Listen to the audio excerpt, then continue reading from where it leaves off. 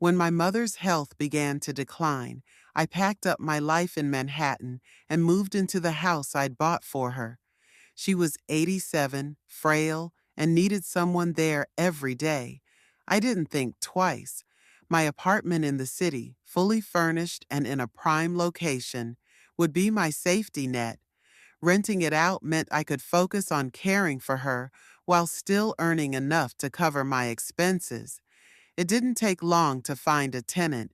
She was a middle-aged woman from Queensland, Australia.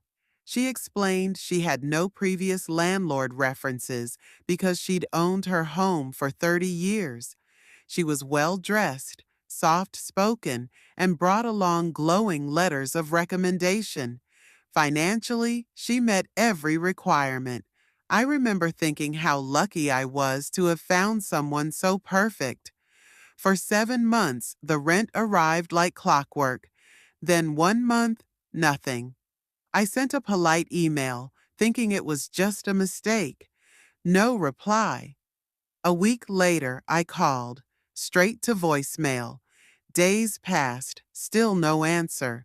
I sent another message, this time less friendly, warning that legal action would follow if I didn't hear from her. Silence. I had no choice but to take her to housing court. She never showed up. The judge granted me an eviction order and a financial judgment for $16,000 in unpaid rent. When the city marshal posted the notice on the door, I braced myself for what I'd find inside. I unlocked the door and the smell hit me first. Stale food, unwashed laundry, and something rotten. My once pristine apartment looked like it had been abandoned for years.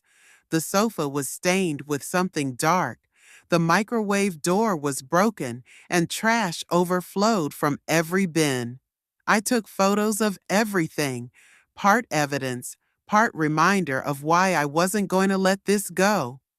In small claims court, I sued for damages, another $7,000. She skipped that hearing, too. By the time I held both judgments in my hand, she was gone, vanished. I later found out she'd fled back to Australia. Most landlords would have given up there. Chasing someone across international borders costs a fortune and rarely works. But I'm not most landlords.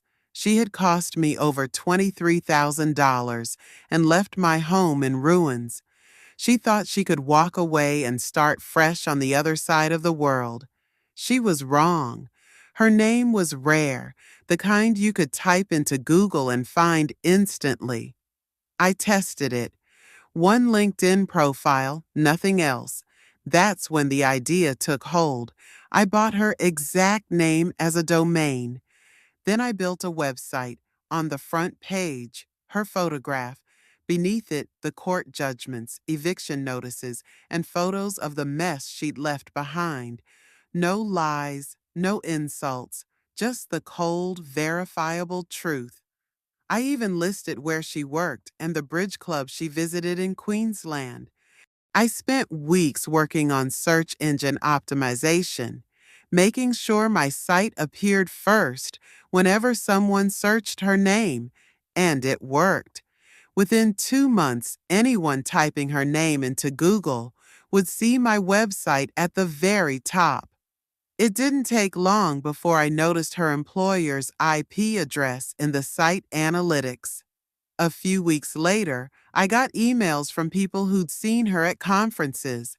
Some even passed along updates on her whereabouts.